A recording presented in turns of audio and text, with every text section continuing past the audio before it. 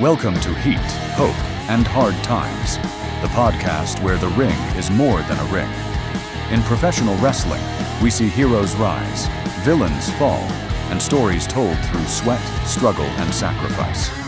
But beyond the pyrotechnics and promos are real-life lessons about resilience, identity, failure, and growth. Each episode, we break down moments from wrestling, classic matches, unforgettable characters, and behind-the-scenes journeys, and connect them to the challenges we face in everyday life. Because whether you're fighting for a championship or just trying to get through the week, the lessons are the same. Take the heat, hold on to hope, and survive the hard times.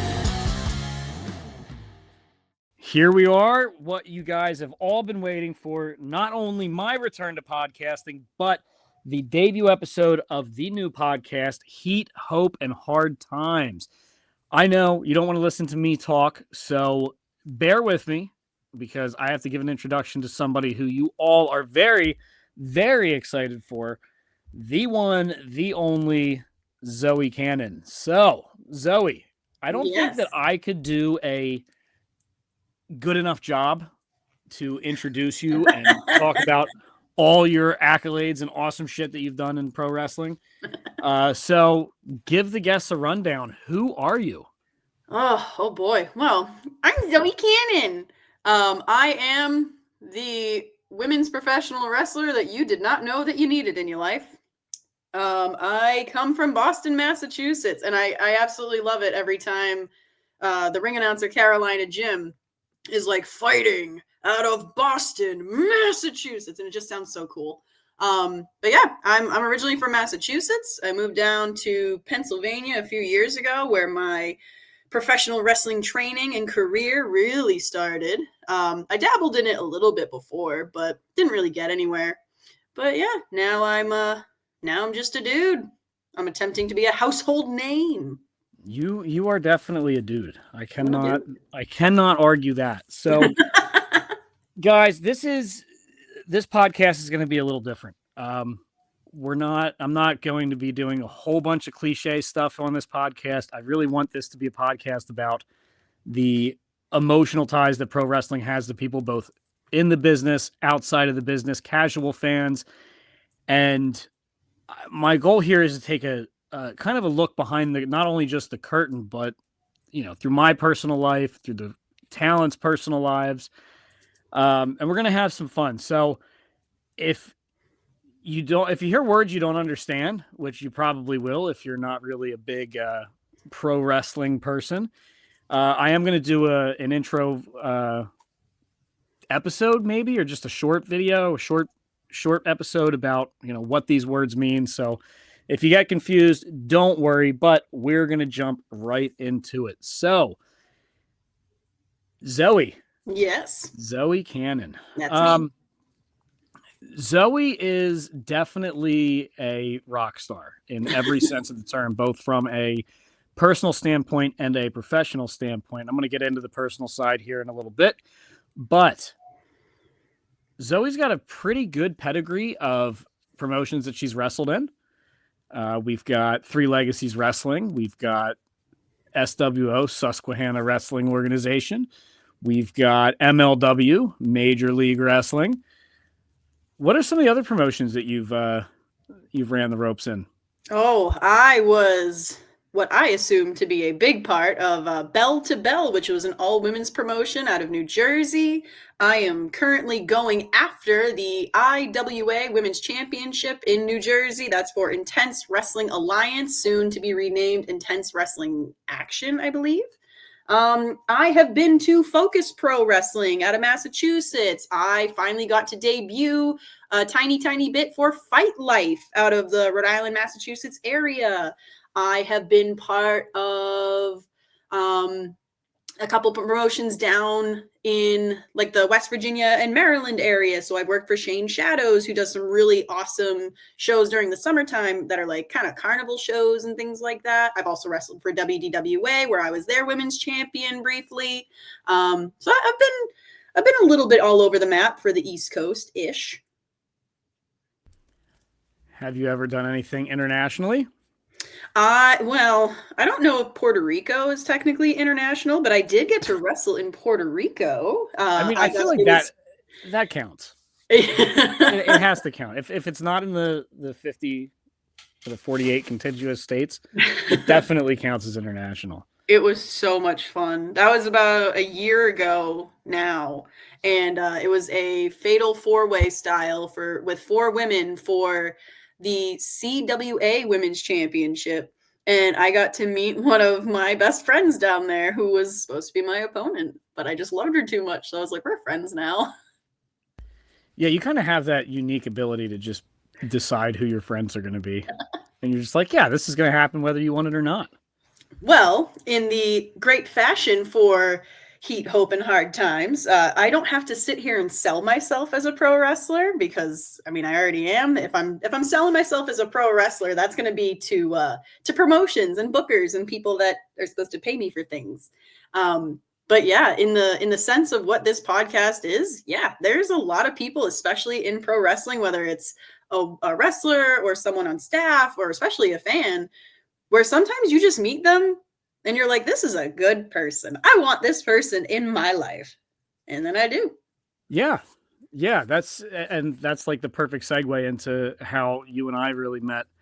So for the listeners / my fans of the high five guy, I met Zoey at my very first Three Legacies wrestling show. I took my son Jack, who would have been 4 or 5 at the time, and he like fell head over heels for Zoey. And I reached out and thanked her for being so absolutely awesome to him. And really, you and I never really looked back.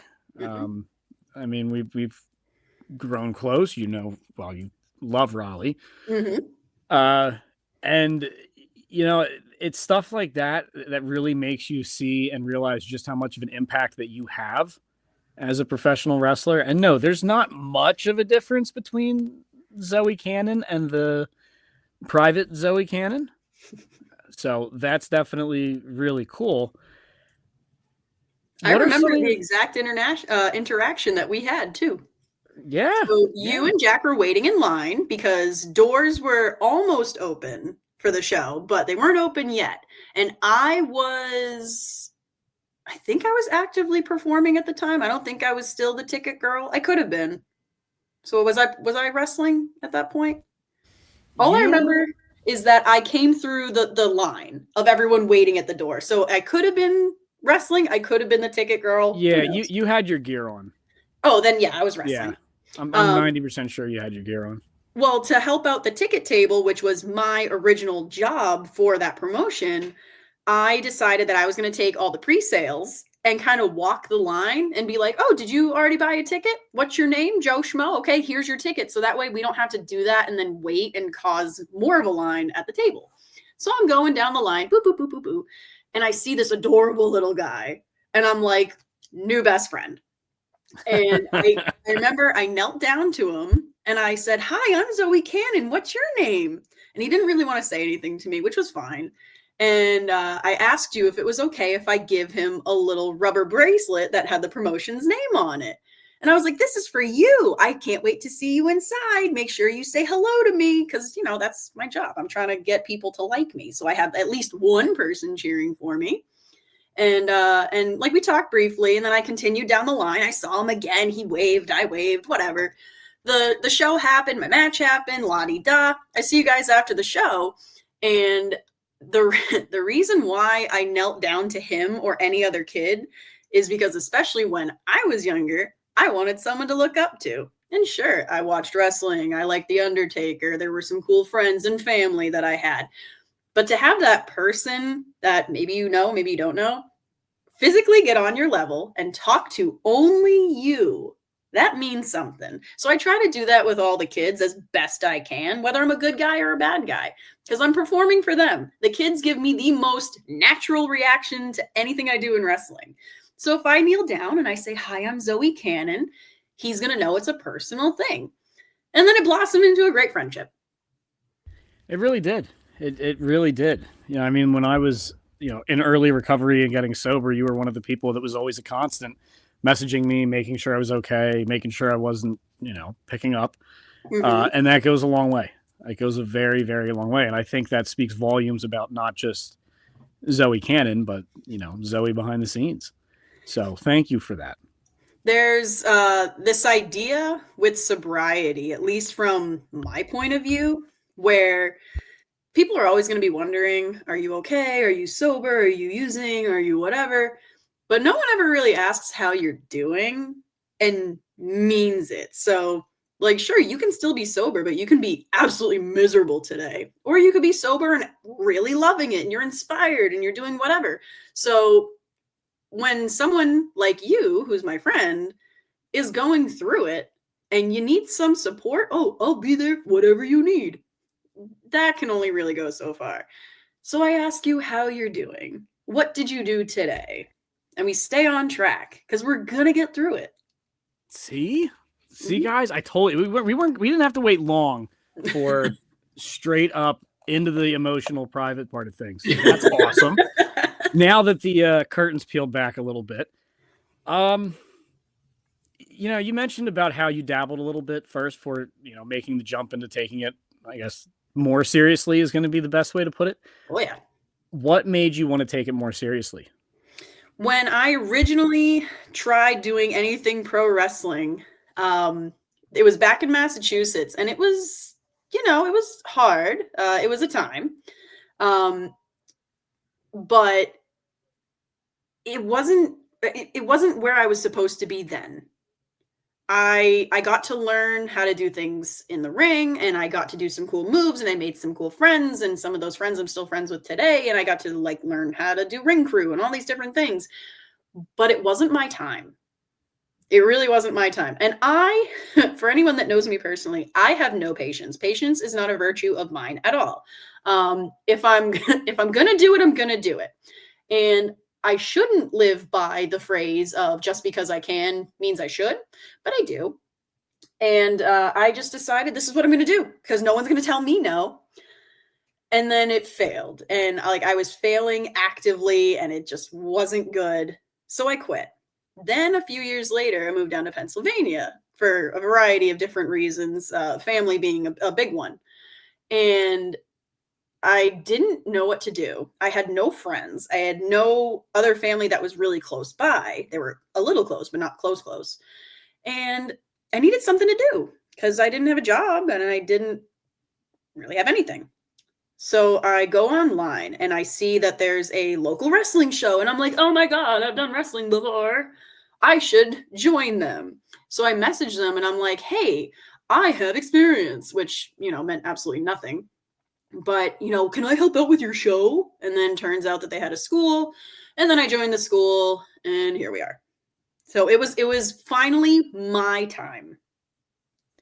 I think that gives us another open door for a little bit of more of an emotional impact. Mm-hmm. I'm going to say that this question was given by the ever so incredible Raleigh, who gave me a list of questions because she knows I just tend to ramble. That's fine.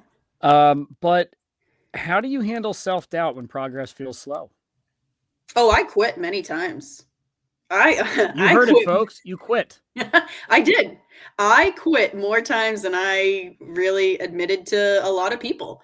And then quitting could be anything from just giving up on the day, giving up for the week, not showing up to training for a week. I never canceled a show for the idea of quitting once I was actively performing, but I really didn't have any other, I don't even want to say option, but I really didn't have any other option. I had nothing else. At that point in my life, when I started pro wrestling training officially, it was the end of 2022. I was going through it. I was so depressed. I was super overweight. I couldn't do anything. Like when you go to train for pro wrestling as like a first day type of tryout, whatever, you're usually learning how to do like forward rolls or like how to run the ropes or anything physical. It took me 3 weeks to do one forward roll because I could not get over my own stomach. I was just trying to go ass over tea kettle and I just could not do it. And I was so sad. And there were days where my my trainer would see me. I'm trying to just do anything and I'm crying as I'm doing it. And like, sure, stop crying. And, you know, like everyone's yelling at me because, you know, I'm an emotional wreck, but man, the amount of times I have quit. So what got me through it? Stubbornness. Because no one was going to tell me no. No one's going to be like, oh, you suck. Except for me. Because if I tell me that I suck, then I know I suck. But if you tell me that I suck, screw you. I'm going to do better. I get it. I'm the So exact same purely way. out of spite. It is. It is. Tell me I can't climb Mount Everest. I'll die trying. I get it. I absolutely get it. Let's be real. So, pro wrestling, you know, when the casual fan or just anybody off the streets hears pro wrestling, they're thinking WWE. They might be thinking AEW, TNA. You know, they think of the big leagues, right? But they very, very rarely see the indies. And for those of you that wonder what the indies are, those are the independent promotions, meaning what used to be, well, it's still Ring of Honor, but ROH was an indie at one point. You know, ECW, Extreme Championship Wrestling. 3LW is an indie. SWO is an indie. They're the ones that you can go to see up and coming talent, people that are just like Zoey, who are going purely on passion. I mean, and that's one of the things that I love the most is that on those smaller independent circuits, you see nothing but passion. You see people who are either desperately trying to make it to the big leagues, or you see people that are in the twilight of their career. And that's when you really see just how important it is to not just the fans, but to the talent as well. Right? So in that regard, or in any regard, what does wrestling mean to you? Well, to kind of lay over into what you said about the independent scene, I actually didn't know the independent scene was a thing until I was in my mid-20s. Because I had no clue as to how WWE got people. And I've said it on podcasts before where I was just so dumb to a lot of things that I'm like, oh, WWE must just call people and be like, hi, we're WWE. Can you work for us? And then someone goes, okay. And, you know, I had no idea the independent scene existed at all. And then I think the first time someone mentioned the independent scene, they were talking about AJ Styles. And they're like, oh, yeah, he was great on the indies. And I'm like, who's the indies? Because I didn't know. Then I figured out who it was, or what it was. So what does wrestling mean to me? Believe it or not, I'm not going to say everything. Wrestling is not everything to me. And that is going to get me probably some heat, and that's okay. Wrestling is not everything. I had taken 2 seminars in my time, 2 extremely different seminars, and I'm not going to say who they were because that will also give me some heat. One person said that wrestling should be everything. And, you know, if you live it, you breathe it, you eat it, you sleep on it, you do everything possible for professional wrestling, because there's that common phrase that I've heard of wrestling owes you nothing. You know, you ain't shit, you ain't ever gonna be shit. Like you're nothing. Wrestling is everything and you are nothing and you work for it. That sounds an awful lot like not what I want to do. Okay, wrestling is cool. When I'm doing my job, I'm giving everything. But I can't do that. Like, wrestling cannot be a 24/7 thing unless I'm probably getting paid 24/7. It's just not a thing, you know? And that's just for me. There might be someone else out there that all they have is wrestling and that is their everything. Cool. By all means, do it. For me, not so much.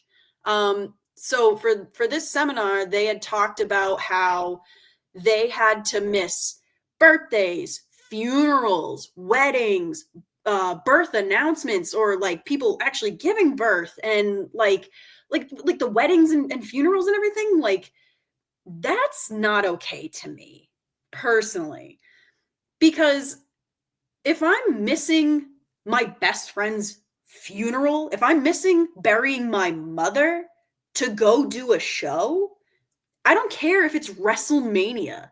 WrestleMania happens every year. There's going to be other shows. There's 30,000 independent promotions or something stupid like that in America alone. I have one mother.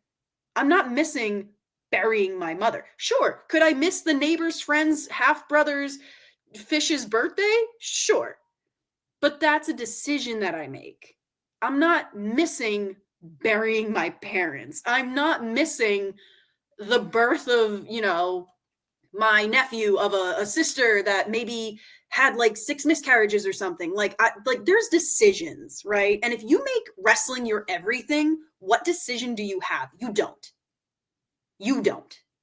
So I don't do that because wrestling is not everything all the time. But like I said, when I'm working, when I'm doing my job, I'm giving my everything. I'm trying to be the best Zoey Cannon or possibly the meanest Zoey Cannon or whatever Zoey Cannon that you need because that's what I'm getting paid for. That's my job. That's my role. So if I want to be Zoey Cannon, cool. I'll be Zoey Cannon all day long. But when I'm me, when I'm going to my best friend's wedding, when I'm burying a loved one, that's not that same Zoey Cannon. I'll still probably bring the same energy. That's great. But wrestling is not absolutely everything to me. And conversely, for the other seminar that I did, this very wise person told the group, you need to learn when to shut it off. Because, show days, absolutely. Give it your all. Give it 135%. Doesn't matter. Before you get in the ring, while you're in the ring, after you get out of the ring, sell your merch, make the connections and do all that. That's great. But you really need to learn how to turn it off. Because I don't have actual heat with some people. With some people I do. But I don't have it with everyone. Oh, you're breaking kayfabe. You kiss my ass. All right? You gotta learn when enough is enough. And that actually comes from my therapist. When is enough enough? So wrestling means a lot to me. Wrestling has brought me to some of the highest highs and definitely some of the lowest lows. Because if we're being real here, not committed, but I considered ending my life a few times. Yes, I'm in therapy. No, I'm not a danger to myself anymore.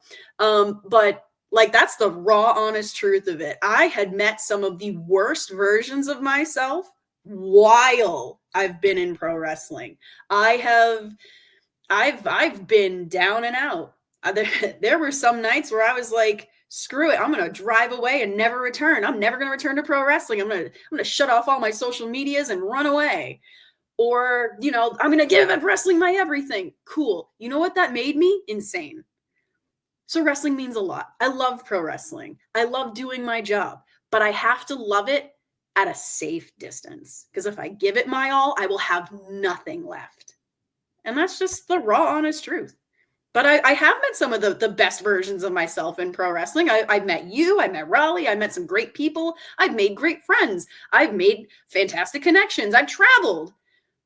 But if it's also bringing me to the worst levels of my life where there almost wasn't a life, that's where I got to kind of step back. That was a fantastic response. Oh, that was a really run-on sentence if I've ever heard one. Hey, you can run-on sentence the whole time on here. I don't give a shit. Mm-hmm. Wow. Yeah, that was really good. That was a really good answer. And also, thank you for your vulnerability. I would appreciate that from every guest. Well, for anyone that's in pro wrestling, when you have a trainer, and it wasn't just mine, it's all trainers pretty much, or at least most of them, when you're trying to find your character, it's a very common thing to think, make your character you turned up to 11. That's great. For some people that works. For some people that doesn't. There's some I highly doubt that Luchasaurus is actually a dinosaur in real life, but lies. Yeah, you never know. And some people perform as a character. Some people are just themselves. That's fine. It's pro wrestling. Who cares? But when you turn yourself up to 11 and 11 is just dangerous, don't do that. Because when I'm a heel and I'm getting angry and I'm beating up my opponent, sure. But when I start to realize that I am slipping into a mindset that I could actually hurt myself or someone else, I really got to step back. That's why I wrestle the way I do. I'm really goofy with it because I'm here to tell a story. I'm here, oh, we're not here to make friends. Great. I'm here to do my job. And if my job is to kneel down to a little kid and say, hi, I'm Zoey Cannon, and it makes his day, cool. If my job is to go out into, because I've done this before, I go out for a match and I see all these kids. I'm the bad guy. I see all these kids around the barricades. And I'm like, no kids here. You're all fired. I'm working, man. I'm here to make their day. Hopefully I'm making their day. Maybe they hate me. Who cares? I'm doing my job. But wrestling does mean a lot. Wrestling means a lot. And I love my job and I love pro wrestling. But if it's not loving me back in the way that is good, I gotta control it. I'm not gonna get rid of it, but it needs to have some boundaries. Why wouldn't you ever get rid of it? It's a part of me now. It is. It's become a character trait. It's more than just a job. Like, it is my job, but in some ways it is more than just my job. Like, I met some of my best friends in pro wrestling. I use wrestling to find opportunities to travel back to Massachusetts and work a show up there. So while I'm visiting family, I could also work a show. So it's like I'm using it as a payday. Or I take my family to the show and they finally get to see me do something. Prior to wrestling, I was really into music. And I so badly wanted to be in either like a rock band or a heavy metal band. And the only instrument I know how to play is the clarinet. No metal band wants a clarinet player. So no one was going to come listen to me perform. And I feel like we need to post the young Zoey Cannon band picture. Oh God, that thing is terrifying. That might be my single favorite picture of all time. Zoey, what advice would you give? Actually, this is another Raleigh question. That's fine. I like Raleigh questions. Oh, I'm sure. How do you? Oh, shoot. There we go. If you could tell younger wrestlers one hard truth about the business, what would it be? One hard truth: not everyone's your friend. Not everyone is your friend. It is still a business, and sometimes, the hard truth is not everyone's your friend. The advice to help that is always protect yourself. Like, in the ring, yeah, sure, protect yourself, protect your opponent, protect the referee, protect the fans, whoever's near the ring. Yeah, but that's a safety thing. For the emotional side of it and everything else, protect yourself first. Because if you break your ACL and you can't wrestle and you need major surgery, you are the one missing out on a payday. Not your tag partner, not the opponent, not the person who broke your leg, you. When you have to do, because like it's always a competition, I know that, but if it's between you and one other person at a promotion for a match and they just need someone to fill in, protect yourself. Because if you're constantly saying, oh no, take Joe Schmo, he's really good, you're going to get walked on. And in wrestling, it's not just getting walked on. You will get trampled, and you will get trampled to death. Because the moment that some bad person sees that there's just that tiny bit of a bleeding heart in you, it's over. It's over. You must stand up for yourself, and you must protect yourself. Because there's some not great people in the world. Not even just in pro wrestling, just in the world. Because sometimes they're not wrestlers. Sometimes they're fans. But always protect yourself. Don't ever be afraid to stand up for yourself. And if you don't know if you should or not, ask someone you trust. But not everyone's your friend. So it's a very double-sided coin. You will learn over time who is your friend.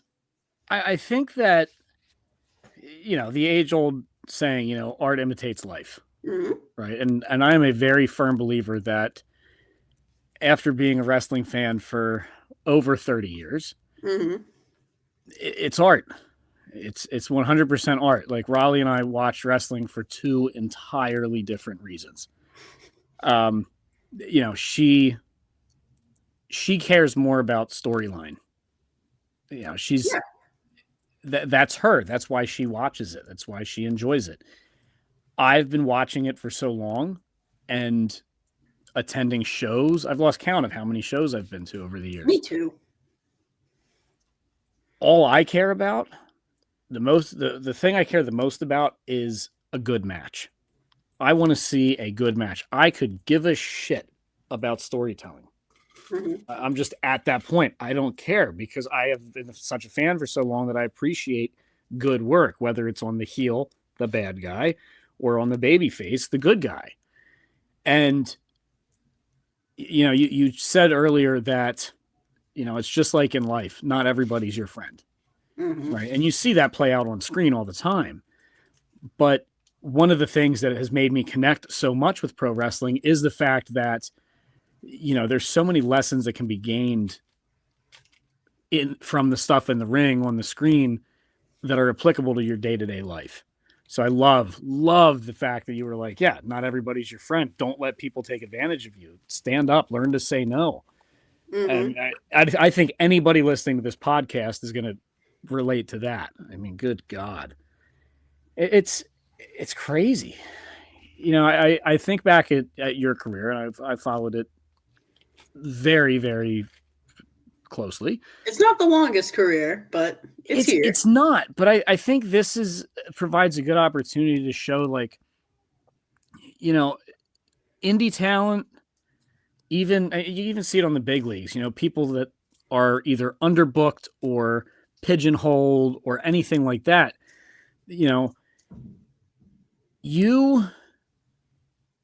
I haven't really seen you get pigeonholed. I haven't seen you. I've always seen you develop. You always seem to steal whatever show you're on. Oh, thanks. But yeah, I mean, of course. That's because I fight back. And there we go. And that has gotten me a lot of heat before, and it's gotten me unbooked places, and I've lost championships that way, and that's okay. That is okay. Similarly to the last question of like, what advice would I give? Here's some straight facts for anyone in pro wrestling that's just starting out. Now, granted, I am not a veteran. I am not anyone that anyone really needs to listen to, but I've been through it. There's how many promotions out there? There's how many training schools? There's how many shows happening every single weekend? Oh, well, so-and-so promoter or sponsor of a match or something. Someone is disrespecting your boundaries, disrespecting your opinion, treating you like crap, over-sexualizing you, something, whatever it may be. Don't do it. Just don't do it. Oh, well, they won't book me again. Good. Sometimes it's like watching the trash take itself out. That's okay. Because if you don't fit in to their square hole because you're a circle peg, that's fine. That is fine. There's going to be other promotions. There's going to be other spots. There's new wrestlers every single day. The indies are huge. There's a million different promotions. So, well, so-and-so promoter really wants me to do this particular spot for this particular match. And this weird guy is sponsoring the not you, but like, so-and-so. I don't think I've ever sponsored you, so we're good. But like if someone who is like a danger to women is sponsoring a women's match and you tell the promoter, hey, this guy's not cool, like something's wrong here. This is not good for business. And you're protecting yourself, you're protecting the promoter, whatever. And things just go wrong. Don't go. Don't go. I was once told, and this is actually a phrase that screwed me up so bad that I had to go into extensive therapy, and I don't care anymore. I just don't. I was once told that I was replaceable, but it wasn't told to me in a way that should have built me up the way that they were trying to do it with that phrase. It was more of not even a threat. Everyone's replaceable. Of course everyone's replaceable. It's pro wrestling. This is, theater kids actively getting violent with each other. It's a thing, But, oh, you're replaceable. Yes, I know. But if I'm so easily replaceable, then do it. Because clearly I'm not an asset to you, and that's fine. But I'm going to go to this other promotion that doesn't consider me as replaceable. Maybe I'm what they need, and that's okay. Again, storylines and matches and things are going to happen. But if something ain't right, if you know that something ain't right and you stand up for yourself, don't feel bad about it. Do not feel bad about it. Now, that doesn't mean, go to the dirt sheets or go on Facebook and be like, I hate promotion so-and-so. They suck. Because that doesn't really help us. But if you know that it ain't right, stand up for yourself. The same way you would do at any other job. You would not go into your job, like your 9 to 5, and deal with someone harassing you. You wouldn't go to a family member's house and deal with someone being mean to you. You're going to leave. Same thing in pro wrestling. You don't like it? Go. And that's both sides of the coin. If someone's pissing you off, either tell them to leave if you are the person in power, or just leave yourself. Not a bad response. Mm-hmm.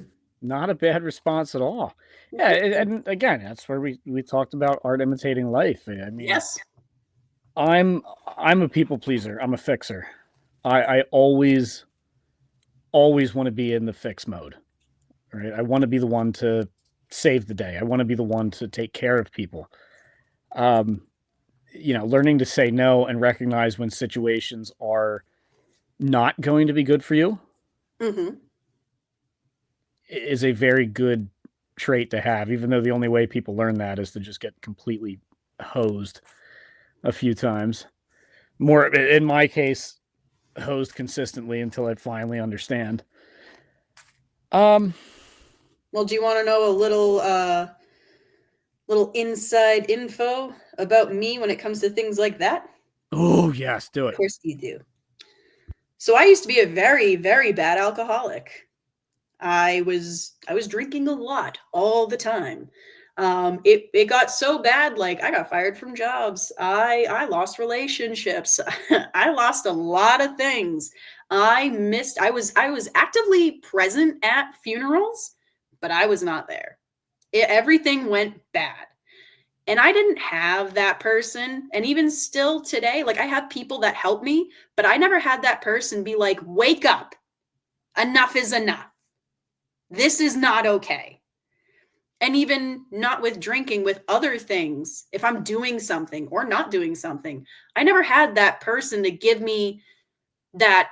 And it's not even tough love, but just that wake up call of this is not okay. I never had someone in my corner. And I go through this a lot in therapy. Even growing up, I never had someone in my corner. I had to be in my own corner. And that got me into an area similar to you where I'm a people pleaser. I don't want confrontation. I'm sick of fighting. I don't want to fight anymore. Now I want to fight.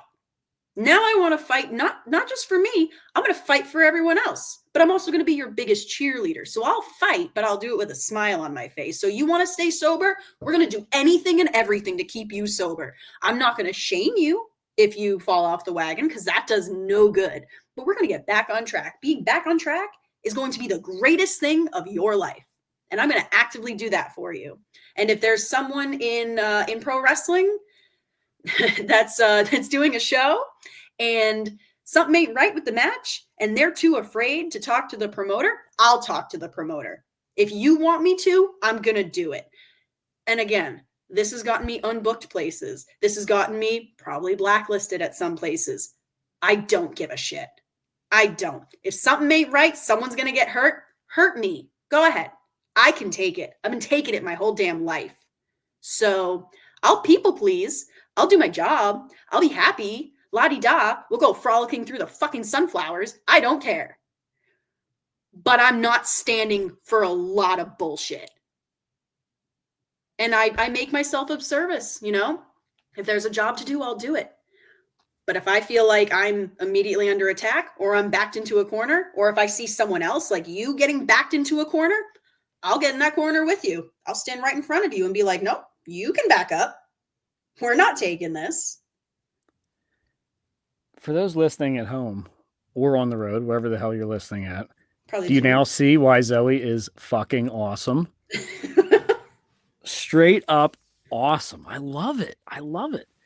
All right, let's get into the sort of the cliche portion before we start working towards a close here, because now I completely see why your appearance on my bestie Chris O'Mealy's podcast was 3 hours long. Because I never shut the hell up. Well, And it's not even just that you never shut the hell up. Like, you legitimately, like, you're so bubbly and infectious, and you have so much passion behind your words that you can. I could easily talk to you about wrestling for fucking years. Okay, well, yeah, standard cliche bullshit. Zoey Cannon, favorite match, whether favorite match of all time, and then we'll do favorite match you've participated in. Favorite match of all time. You know, I get this all the time, and I always forget the answer because it's usually whatever I've been like actively watching. Favorite match of all time. I replay it a lot, but for different reasons, would actually be the Brock Lesnar and Undertaker match at WrestleMania. Solid choice. The end of the streak. Mm-hmm. Oh, yeah. I try to find, like, what were the differences between that match and then, like, the previous WrestleMania match for Undertaker? Because, like, what subtle differences did I miss? Were there any subtle differences? I don't even remember who he wrestled Mania before, because that was WrestleMania 30 that he wrestled Lesnar. I think it was 30. I don't do 30 is when the streak ended. So the year before, whoever was the year before was I don't even remember it. Okay. Favorite match you have participated in? May 2024. Zoey Cannon versus J.S. Hawthorne for the first time around. And I think I said it on O'Mealy's podcast. That was the match where I learned everything in pro wrestling. Sure, I had years of training. Yep. It all came together. And there were two main parts of it. I lost that match. It was for a heavyweight championship. La-di-da. Great. I still lost. And that's fine. That's actually a better thing. Because if I just won, like, Zoey Cannon won, great. But because I lost, and because of, again, two very important things. The first one was prior to the match, I'm backstage and I'm freaking out because I always do. And I'm crying because, again, trauma. And my tag team partner of Democracy Rocks, named Byron Simmons, comes over to me and he's like, "Hey, are you having fun?" And I said, "No, I'm crying. I'm having a terrible time." And he's like, "Okay, but for wrestling, are you having fun?" And I was like, "Well, no, like, this isn't fun. This is going to suck. This is going to hurt. I don't know what I'm in for, but I just know that I'm not going to have a good time." And he just kept asking me and then said, "Have fun." Because mostly prior to matches, it was always, don't screw up, make sure you breathe, take your time. And it was directive instead of insightfulness. Have fun. So I get out there and finally I decide I'm going to start to have fun because J.S. Hawthorne moves and works and wrestles and talks and everything like someone that needed to be there. He had to be there. And I needed him. I needed him so badly for that match. And he was everything that I could have possibly asked for in an opponent. So now during this match, he's taking things not only slowly, but we're having a great match. And we're telling a really good story. And he's slowing down when he needs to. And he's speeding me up when I need to. And we're talking and communicating. And I actively started crying in the match. And it wasn't because I was hurt. It's because, like, the raw emotion was finally coming out. And I'm like, holy shit. This is what professional wrestling is. This right here. Like, I don't know why it's clicking now, but it is. And it's in this match because there is no other fantastic independent professional wrestler, in my opinion, right now than J.S. friggin. Hawthorne. Fantastic. Phenomenal. 1000% agree. No notes. Yes. Perfect. He is exactly what I needed. He is exactly what every other opponent needs. He will take you to hell and back, but guide you safely. And Raleigh and I have had many conversations. J.S. Hawthorne is one of those people, like, he's so good as a heel, or I mean anything, that like you can tell, like, when somebody's a heel and they have true heel heat, right? Which for those listening, that's like real anger. the cheers sound different than people who are cheering and heckling because he's just that good of a heel, right? Like it's so different. There's that real raw heat, and then there's the heels that are just so good at being a heel that every person in the audience, every person who watches them, truly appreciates them and is heckling just for fun. And J.S. Hawthorne is 100% on the latter, right? Like, you look at Randy Orton. Okay, Randy is one of those people who is absolutely should be in GOAT conversation, but he is such a good heel and a good in-ring worker that you're never going to see him get the level of heat that like Gunther gets for after he beats Cena. J.S. Hawthorne is such a good heel and such a consummate performer that the crowd appreciates everything he does. Like, nobody truly hates J.S. Hawthorne. No matter how much that guy tries, no matter how hard he tries, he's so fucking good. Phenomenal. When I saw him post about his injury, I was like, this sucks. Because he actually has a degree from college for being a thespian. So like he's really the real deal, right? So he knows the ins and outs. That's great. It's wonderful. It really helps him with his character. But when I think when someone asks me what, like, when you think of a heel, the bad guy, like the bad guy, the heel in pro wrestling, who do you think of? The first person is always going to be J.S. Hawthorne. And it's not because, well, he did this. Well, he said that.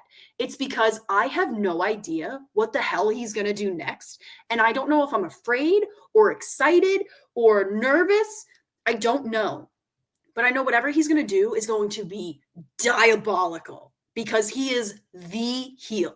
Like, there's a few different things that I like to say, like, you're not a real pro wrestler if, and obviously it might not be true. That's fine. Like, you haven't made it in pro wrestling until Rich Palladino has announced you for a match on a show. He's from New England. He is amazing. You haven't made it in pro wrestling if you haven't been beaten to death by J.S. Hawthorne. You can't consider yourself a lucha until you faced Smiley. Like, and granted, people won't agree with me on these things. That's fine. This is just what goes on in my weird little brain, because there's like a rabid raccoon in there somewhere eating a piece of cheese and taking a nap. Like that's what goes on in my brain. You can't have the wrestling moment of your life unless you have somehow been involved in a match with J.S. Hawthorne. He takes you to new psychological heights that you didn't know existed. He will take you on an emotional roller coaster in those 8 minutes or whatever you have from bell to bell. You will start off that match with all the gung-ho spirit of I'm going to win and I'm going to kick his ass. And then halfway through, you're like, I'm reconsidering every life decision I've ever made, and not for the worst reasons. And then by the end of it, you know, when you're dying, you're like, holy shit, I just experienced life. Like, you know, those near-death moments where your life flashes before your eyes? Imagine that over 8 minutes with J.S. Hawthorne. That's what it's like to wrestle him. He's so good. And this is kind of like me, what I said earlier about I appreciate more than just storyline. I appreciate what I'm seeing in the ring. I appreciate the effort. I appreciate what goes on behind the scenes. And I don't think I've ever seen anything in any of his matches that I have watched, whether it's been on a screen or in person that made me go, he could have done this better. Right. And let's be real. Fans do it all the time. The smart marks. They're like, I can be a better booker. Talent does it too. They look for the mistakes that they can learn from. And there's really nothing with Hawthorne. I will tell you that my favorite Hawthorne match, hands down, one was when you may have beaten him for the title.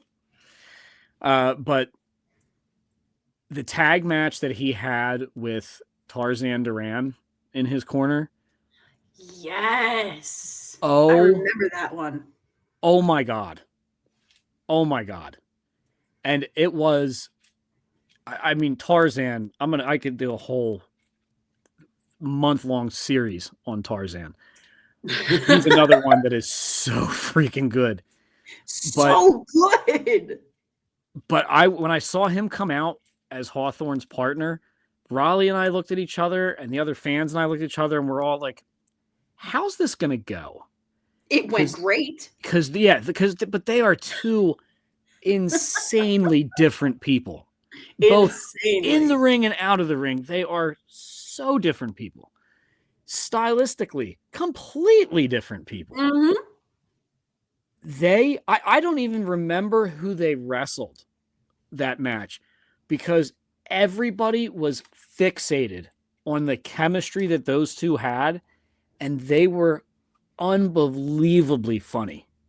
I mean, Hawthorne alone is hysterical in the ring. Like, you can't look at him and not just laugh your ass off. But the way that he and Tarzan, oh my God, it was so good. So good. Okay. Next cliche bullshit question. Do you remember? Hold on. Do you remember the match? It was J.S. Hawthorne versus Jean Paul, the mime. No, I wasn't there for that one. Was Center. that was the quote unquote table spot match, right? Yes, with the flaming table. Go back and watch it. That thing is a masterpiece. Like, you want to talk about storytelling and a great match, something you and Raleigh could both enjoy. Like, he's a mime. He's not going to talk, you know? And then you got J.S. Hawthorne. That's like, oh my God, phenomenal. Phenomenal. You want to work on character as a pro wrestler? You watch J.S. Hawthorne versus Jean Paul. I forget the rest of his name because it's French. Jean Paul Mime. Jean Paul Mime. It was like December of 2023. I think that is when it was, because I remember I missed it. Oh my God. Phenomenal. This will be a two-parter. I like it. So you can pick only one for each part. Top all-time favorite pro wrestler. Undertaker. Perfect. Beautiful. Why? When I was a kid, he was everything. He was terrifying. He was good in the ring. He was someone that I wanted to be. I always looked up to him, and he didn't have to say anything. And I wanted to be that menacing. I certainly couldn't be that height, but I wanted to be that menacing. I want people to be scared of me. And I wanted to have that fighter mentality. Meanwhile, he's like the nicest guy in the world. Yeah. Mm-hmm. Yeah. He was everything I wanted to be. His Hall of Fame speech was one of the, I think the only Hall of Fame speech better than Undertaker, I think, was Heyman. I loved Heyman's speech. Okay. So who in your career has had the most impact on you? J.S. Hawthorne. I kind of walked right into that one. I as soon as it left my mouth, I was like, she's going to say Hawthorne. Well, him and Smiley.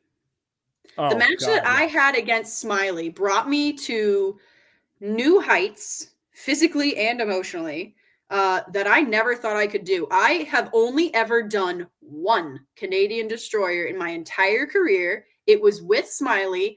I don't have the courage or anything to do one ever again, because Smiley did it all. Really, I was just in the match so Smiley could do amazing things. Now, there were some moves that I did. Like, there's that clip of me doing the little hoo-dunkle there where, like, I flip back and, Smiley goes ass over tea kettle and whatever. That was the most athletic I have ever been in my life. Ever. And he gave me the confidence and the tools and the knowledge and the brotherhood and said, you can do it. You can do it. And then, of course, he's like, if I can do it, you can do it. No, Smiley, because you come from, like, fucking outer space. Like you're. He really does. it's not a weight thing. It's not a height thing. It's not an age thing. It is just the laws of physics don't apply to Smiley at all. I think that is so accurate. And Smiley's another one of those people that I will say, I want to say this with a little catchy, right? I think that Smiley with the mask and Smiley under the mask are very much so the same person. Mm-hmm. He is just a genuinely nice guy who would do anything for anybody. Mm-hmm. And hearing you bring him up, especially with that question, I think is incredible. And he changed a lot of the perspective on pro wrestling for me. Like, so the match that I had with Hawthorne, whether it was Byron asking me if I'm having fun and then telling me to have fun, and then Hawthorne changing the game of like whatever pro wrestling means to me, Smiley took it that much higher and was like, you can do this. Meanwhile, my entire childhood, I had a lot of people being like, nah, you can't do it. And that wasn't even wrestling. That was anything. Like, no, you can't do XYZ. And then, I became a teenager and like, no, you can't do that. But whatever. And then I have Smiley, this guy that didn't know me from a hole in the wall, being like, you can do that. Like, I don't know if you've met me, sir, but I like don't have knees and I can't jump. And it's not a thing. I am just an overly energetic band kid that's addicted to energy drinks now. And like, I have no business being in a ring. Okay. Like my big move is the beached whale, which is where I make you sit down and then I run to the ropes with my no knees going, look out, here comes me. And then I land on top of you in this teeny tiny little crossbody because I can't jump. Meanwhile, I'm with Smiley doing everything. And at one point I actually looked at the referee, Mikey Austin, and was like, is this real life? Like, am I actually missing Smiley? I can't possibly be winning. How am I still alive in this? Why hasn't he killed me? And that's just because he's so good. And he takes everything that I've learned in pro wrestling, which I believe this match was after JS Hawthorne, maybe before. Who knows? I think it was after. I think it was after. But it didn't even matter because Smiley just took it and was like, here's wrestling, but better. And I'm like, cool, I can do lucha for 6 to 8 minutes, and I cannot do it again. All right, you ready for some loaded questions? Love it. Here we go. All right. We're going to hit with our closing questions, courtesy of the one and only Raleigh. Love her. What does heat, hope, and hard times mean to you personally? We're going to get through it. Hell or high water. And I told this to someone recently that was going through a severe mental health crisis. And I'm not going to say who it is, but it's someone near and dear to me. And they were going through it. And it got to the point similarly to where I've been, where it was like, maybe life's over. Maybe my life is over. Maybe it's just not worth living. And I've been there. And it's a scary fucking place. And I don't want anyone else there. So I'm going to fight. And I'm going to fight for you. I'm not going to fight you. I'm not going to tell you that you're stupid and shouldn't do this. But I'm going to fight for you because tag me in, brother. Tag me in. Because while you take that time to recover and catch your breath, powder out on the side, while you go and talk to the fans to see what you want to happen next, I'm going to go in there swinging. These fists are equal opportunity. I will beat whatever is taking you down. And I'm going to do it. I don't care if I'm bloody. I don't care if I got another broken ACL. I've already broken 2. So we're going to get through it. Hell or high water, we're going to get through it. That's awesome. And I love that. I love the scenario, the situation that you just brought up, because that same person I was checking in on, and that person said, I was going to do something, but Zoey just would not shut up. I was like, hours. That is so 100% her. And I'm like, in that situation, it's amazing. It means a lot to me. It means everything. So, what does wrestling mean to you? Wrestling means nope. The heat, hope, and hard times. We're always going to have hard times. We're always going to get heat. We're always going to have hope. There's always going to be a hope. How is any guest going to fucking top what you just said? It can't. Try me. I shot my load on the first try. Like it's folks, it's only going to go downhill from here. Thanks a lot. Okay. I'm going to save I have 3 more. First one is, who should I have on the podcast in the future? What is it? Who should I have on the podcast in the future? Me. Yeah. Just recurring guest every week, Zoey Cannon. Yes. If you want some great insight, some wonderful stories, and especially some phenomenal advice, good, bad, ugly, or otherwise, something that's really going to get through to especially people that were like me, that needed it, J.S. Hawthorne, Smiley, Byron Simmons, Vicious Vicky Benuto, Danny Moe. I do have Danny on my list. I still haven't reached out to her. I love working with Danny. She can beat my ass from here to Timbuktu, and I'd be like, thank you. I was very happy to see her get invited to Bailey's training camp. Oh my God, I wanted to go. Very, very happy to see that. Her and Janiyah. Mm-hmm. Yeah, if have Janai. She's just loads of inspiration. Izzy Moreno, she's what, 18, 19, 20? She's just a youngin', and she's already here. She's already at the level. She's above my level. I want to be just like Izzy. Yeah. Start with Smiley or J.S. Hawthorne, because they changed pro wrestling for me. And yes, sure, I had trainers and I had other people that I was working with and other people that guided me, sure. But when I had those 8-ish minutes in the ring with either of them, and that changed pro wrestling for me, that's a big deal to me. I think that should be a big deal to anybody that listens. I mean, I love them both. All right, so here's going to be the fun ones, and I'm almost terrified to ask these to you. Oh, do it. What needs to start, stop, and change in the industry? Protect women in professional wrestling. Okay. Protect women in professional wrestling. It is happening, but I think it needs to be taken maybe a little bit more seriously. And every time that I have said that to someone that doesn't understand wrestling, it's always, well, there should be another divas thing and there should be whatever. And it's not just about sexualizing women, and it's not just about, the matches and whatever. It also, it's everything. And it's not just women. Protect everyone in pro wrestling. Protect your brothers and your sisters, Like, if something ain't right, fix it. Stand up for it. And again, you don't have to announce it to the entire world. Facebook doesn't give a shit. But if you know that something ain't right, maybe you don't have to fight as loudly as I do. That's okay. One of us has to be loud, and I'm fine with it.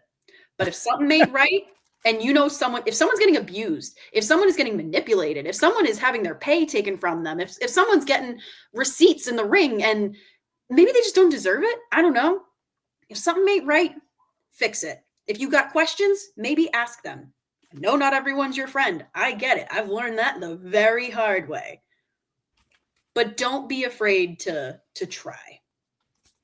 So what can we do? Stand up for women's pro wrestling. Also, maybe make more all women shows so I have cooler shows to do. Hint I don't taken. know. I love the all women shows. I always have more fun. Hint taken. All right, last question. Mm-hmm. Are there any narratives, rumors that you would like to clear up about you to set the record straight? Yes, I am the shit. There we go. Solved. We've put it to bed. No, let's see. I am no longer wrestling for my previous home promotion. That has been a question that has been coming my way for quite some time. I no longer wrestle for them, and that's okay, because now I'm traveling more. I work in partnership with Major League Wrestling on staff, so I'm going all over the country now. But yeah, I'm no longer with them, and that's okay. Fair enough. Mm-hmm. Things change. They do. They do And change. I mean, You're everyone absolutely that's right. in WWE, I'm pretty sure is no longer with their home promotion. Everyone that's working in AEW or TNA or NWA or MLW or any other W, I'm sure, almost sure, pretty sure that they're not wrestling once a month every Saturday for their home promotion. It's called evolving. It's called expanding. It's called maybe you got fired,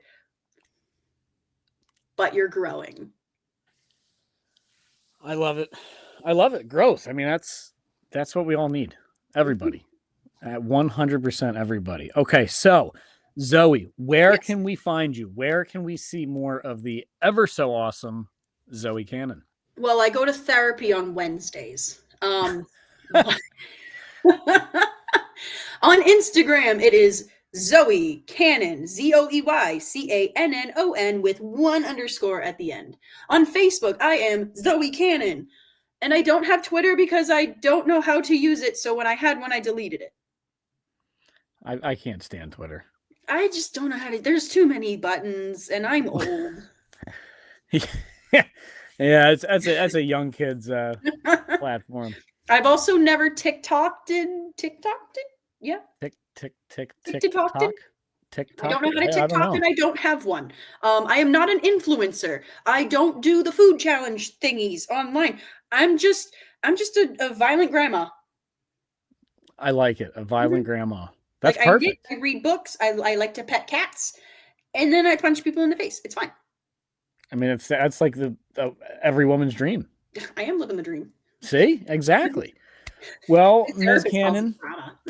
on behalf of myself, obviously, you will always hold a very special place to myself. On behalf of my viewers, thank you for being the debut guest. Thank you for having me. This was a lot of fun. Yeah, I have a feeling you'll be on again. I hope so. Hell yeah. Because we're going to get through it. Heat, hope, and hard times. We're going to get through it. Hell or high water. All right, guys. Thank you very, very much for listening to the very first episode of the Heat, Hope, and Hard Times podcast, hosted by the one and only Kyle the High Five Guy. Questions written by Raleigh. And yeah, not a bad first episode. So I will come up with a catchy tagline later, and maybe you'll hear it on the next episode.